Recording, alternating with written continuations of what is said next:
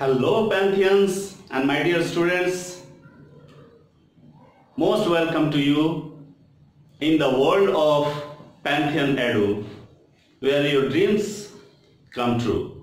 Yes, but to make your dream true, you should have some special qualities, and we are going to help you. Then friends, this is Arvind Singh, and we are going to discuss the most important chapter of English, subject-verb agreement, syntax. आज हम लोग syntax के कुछ basic concept सीखेंगे। जैसा कि आप लोग जानते हैं कि कोई भी कॉम्पिटिटिव एग्जाम हो तो उसमें सब्जेक्ट वर्ब एग्रीमेंट से बहुत ज़्यादा क्वेश्चन पूछे जाते हैं। अगर 10 क्वेश्चन हैं तो ग्रामर से 10 क्वेश्चन पूछे गए हैं तो 5 क्वेश्चन सब्जेक्ट वर्ब एग्रीमेंट से यानी सिंटेक्स से पूछे जाते हैं। तो आज फर्स्ट वीडियो में आप लोग को बेसिक कंसेप्ट की जानकारी देंगे और इसके बाद जो नेक्स्ट वीडियो आएगा उसमें आप लोग को एग्जाम ओरिएंटेड चीजें बताएंगे। तो फ्रेंड्स, इसके लिए हम चाहेंगे कि आप, क्योंकि आपको भी पता है फ्रेंड्स कि बेस स्ट्रांग हो तभी बिल्डिंग बड़ी बनती है। तो चलिए हम लोग डिस्कस करते हैं। और वीडियो शुरू करने के पहले मैं आप लोगों से बोलना चाहता हूं कि लाइक करें, शेयर करें, सब्सक्राइब करें और बेल आइकन प्रेस करें ताकि नोटिफिकेशन मिलता रहे। इन फ्यूचर बहुत सारी चीजें सीखने को मिलेंगी आपको। तो from the first day and from the first hour wish you all the best. चलिए शुरू करते हैं। लेकिन एक बात और, हो सकता है वीडियो है तो वीडियो में बहुत सारी चीजें मैं डिस्कस नहीं कर सकता हूं। कहीं से भी किसी भी रूल से आपको प्रॉब्लम हो रही है, जो कंसेप्ट समझ में नहीं आ रहा है, तो आप कमेंट बॉक्स में उस पॉइंट को डिस्कस कर सकते हैं कि सर ये रूल मुझे समझ में नहीं आता है, मैं बहुत बार कोशिश किया, मैंने बहुत टीचर से पढ़ाई की, मैंने बहुत सारे बुक से देखा, लेकिन ये चीज़ समझ में नहीं आया। तो उसको आप कमेंट में लिख के भेज सकते हैं। कोशिश करूंगा मैं उस प्रॉब्लम को सॉर्ट आउट करने के लिए। Okay friends, let's start.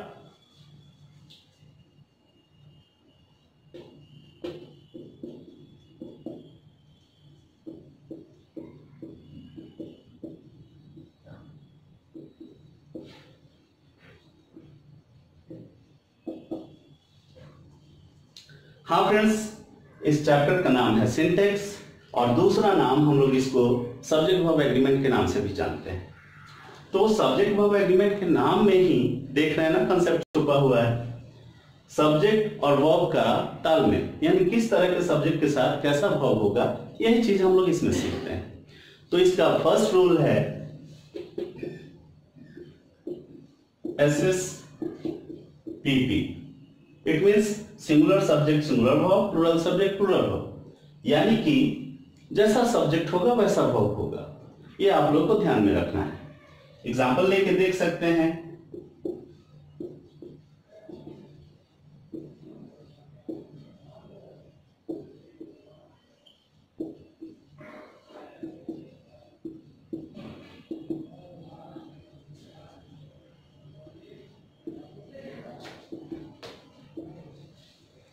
हाँ फ्रेंड्स, तो यहां देख सकते हैं हम लोग बॉयज है, 4 बॉयज 2 गर्ल्स, बट ये हमारा सब्जेक्ट नहीं है। हमारा सब्जेक्ट है फादर, और फादर क्योंकि सिंगुलर है इसलिए हम यहाँ पे प्लूरल वर्ब का नहीं सिंगुलर वर्ब का यूज करेंगे। होप सो ये कंसेप्ट क्लियर होगा। लेकिन इसके रिगार्डिंग और भी मैं कुछ बातें बोलना चाहता हूं। बहुत सारे लोग कंफ्यूज रहते हैं singular verb, plural verb, singular subject plural subject को लेके। तो आप लोग को ध्यान में रखना है कि जब सब्जेक्ट में एस जुड़ता है तो वो प्लूरल होता है, लेकिन जब वर्ब में एस जुड़ता है तो वो सिंगुलर होता है। और अगर ज्यादा प्रॉब्लम होगा कमेंट कीजिएगा। Next point,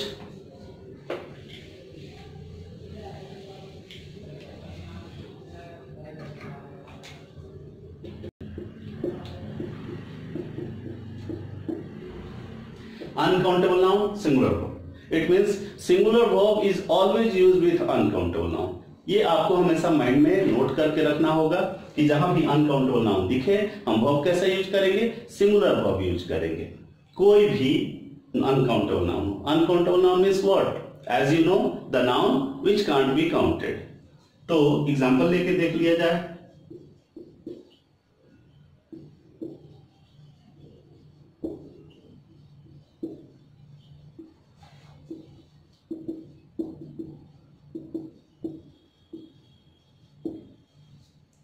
much sugar have been distributed. तो जैसा कि हम लोग जानते हैं मच का मेनी का मतलब होता है बहुत, तो जहां बहुत का सेंस आता है वो प्लूरल सेंस देता है।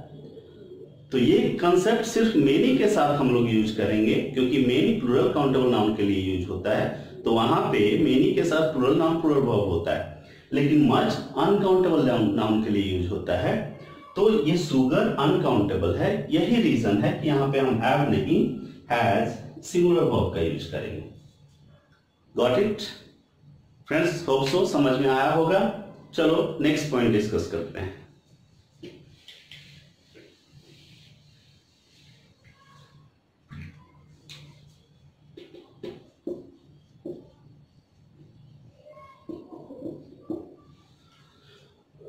First form of the main verb is always use with models.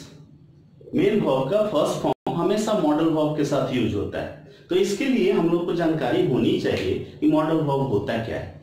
तो होप सो आप लोग जानते होंगे, अगर नहीं जानते होंगे तो थोड़ा सा केयरफुली मुझे सुन लीजिए कि मॉडल्स ऐसे टोटल ऑक्सिलरीज होते हैं 24, जिसमें 11 होते हैं प्राइमरी ऑक्सिलरी वर्ब्स और 13 होते हैं मॉडल ऑक्सिलरी वर्ब्स। तो ये 13 कौन कौन से हैं, ये थोड़ा सा आप लोग नोट करना चाहें तो नोट कर लीजिएगा। Will, shall, can, may, would, should, could, might, must, used to, ought to, need not, dare not, ये 13 मॉडल्स होते हैं और मॉडल्स के साथ हमेशा मेन वर्ब का फर्स्ट फॉर्म यूज होता है। तो एग्जांपल लेके देख सकते हैं हम लोग।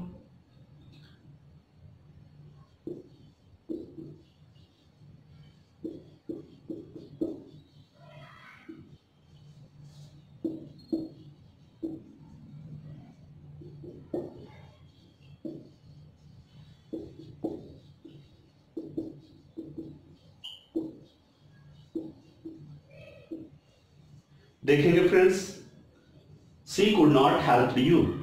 कुड क्योंकि मॉडल है तो इसलिए यहां पे हेल्प नहीं, फर्स्ट फॉर्म हेल्प होगा। मस्ट मॉडल्स है, they must waiting for you, must models है इसलिए मॉडल के साथ waiting ING form fourth form नहीं हो सकता है, फर्स्ट फॉर्म होगा। ये इसका कंसेप्ट है, तो इसलिए आप लोग को याद रखना है कि मॉडल्स के साथ हमेशा मेन वर्ब का फर्स्ट फॉर्म होता है।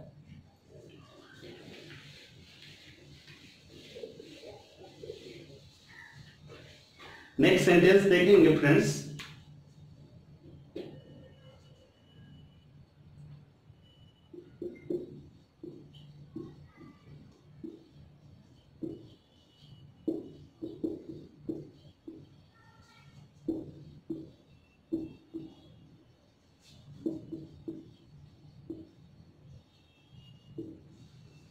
The cavalry of Akbar was very powerful।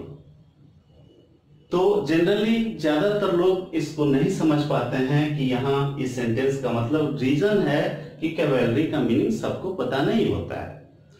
यही चीज अगर होता the army of Akbar was very powerful तो आप इजिली वॉज को वर्क कर देते हैं, लेकिन यहाँ पे कैवेलरी, तो कैवेलरी का मतलब होता है soldiers on the horse back, यानी घुड़सवारों की सेना। तो यानी ये भी आर्मी का सेंस देखता है। एंड एज यू नो, ये आपका नेक्स्ट रूल में आएगा, तो जनरली हम लोग इसको पढ़ना नहीं चाहते हैं क्योंकि कंसेप्ट हम लोग का क्लियर है, लेकिन कुछ वर्ड ऐसे हैं जिसके कारण कंफ्यूजन हो जाती है, इसलिए इसको भी थोड़ा सा केयरफुली आप लोग सुन लेंगे, समझ लेंगे। Some nouns seem singular but generally they are plural. तो बचपन से तो हम लोग जान रहे हैं such as people, cattle, police, army, but इसमें और भी कुछ वर्ड ऐड कर लीजिएगा people, cattle, police, army, cavalry, peasantry, gentry, nobility, intelligentsia, etc। तो ये सारे वर्ड जो कि दिखते हैं सिंगुलर लेकिन होते हैं प्लूरल। होप सो ये कंसेप्ट क्लियर हुआ होगा। ठीक इसी का नेक्स्ट पॉइंट है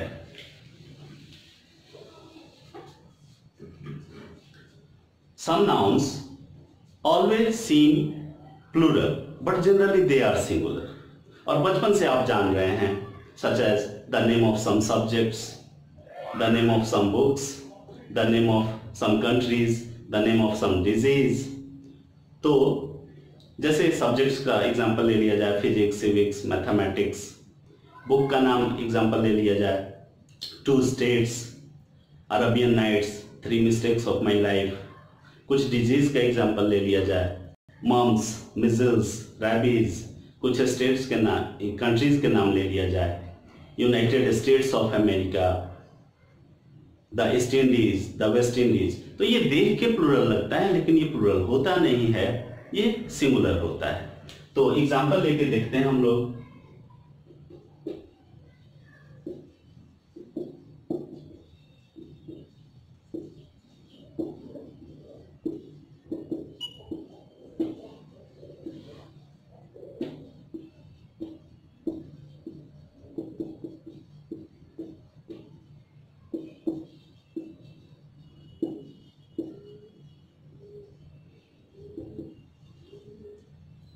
three mistakes of my life have been written by Chetan भगत।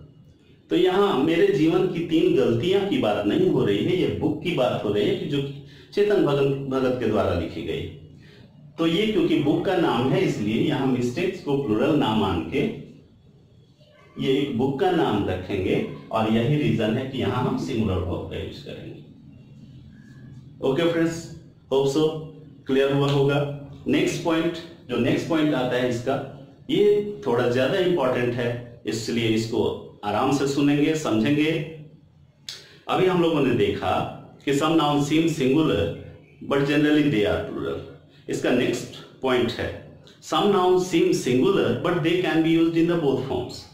दिखते हैं सिंगुलर लेकिन यूज हो सकते हैं दोनों फॉर्म्स में, यानी सिंगुलर भी हो सकते हैं, प्लूरल भी हो सकते हैं। जैसे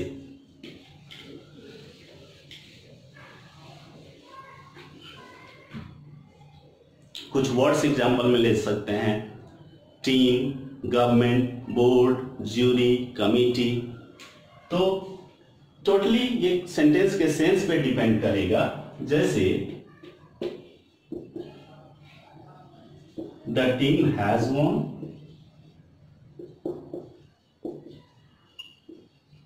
the team have von.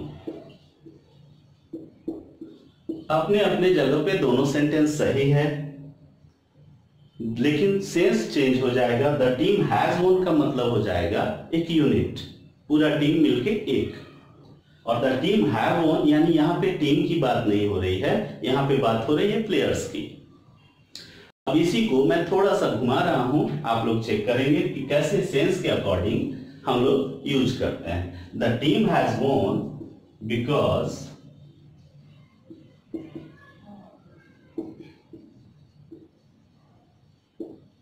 they played well.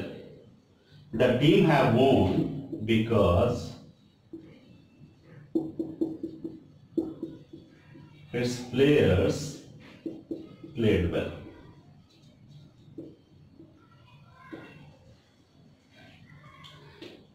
अब देखना है, यहीं पे सेंस समझना है। The team has won because they played well. यहां बात किसकी कर रहा है सेंटेंस, टीम की या प्लेयर्स की? तो दे के कारण हम लोग समझ सकते हैं कि यहाँ पे बात हो रही है प्लेयर्स की। तो इसके यही रीजन है कि यहाँ पे हम प्लेयर्स की बात हो रही है, तो यहाँ हैज नहीं हैव का यूज करेंगे। और यहाँ देखा जाए, the team have von because it's players played well. It's players played well, किसके प्लेयर्स? टीम के players.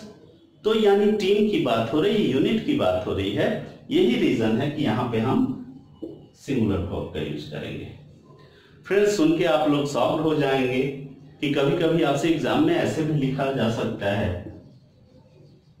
India have won the match और यहाँ पे ये है सही हो सकता है, क्योंकि यहाँ ये इंडिया को रेफर नहीं कर रहा है, कंट्री को रेफर नहीं कर रहा है, इंडियन टीम को रेफर नहीं कर रहा है, इंडियन प्लेयर्स को रेफर कर रहा है। और भी बात एक सुनेंगे, आप लोग हमेशा मैच तो देखते होंगे, लाइव मैच तो देखते होंगे। अभी जैसे 2020 चल रहा है, आप देखते ही होंगे। मैं पूछना चाहता हूं आप लोगों से कि सपोज दो टीम खेल रही है,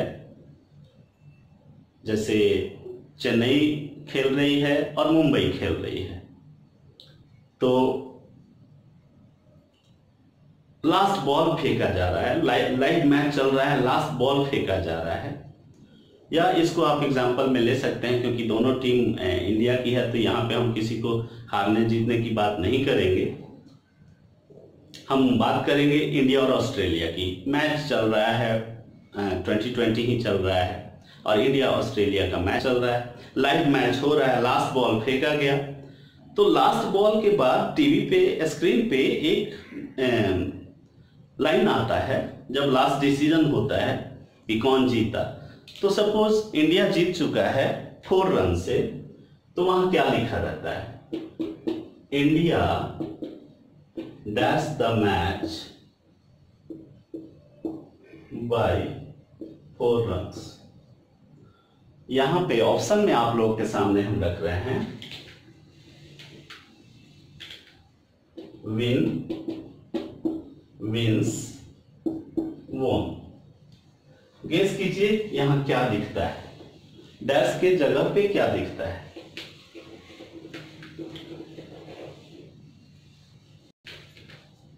ज्यादातर लोग बोलते हैं वोन, कुछ लोग बोलते हैं विंस, लेकिन बहुत कम लोग बोलते हैं विन। जबकि आप लोग केयर कीजिएगा, वहां पे विन दिखता है, ना विंस दिखता है, ना वोन दिखता है।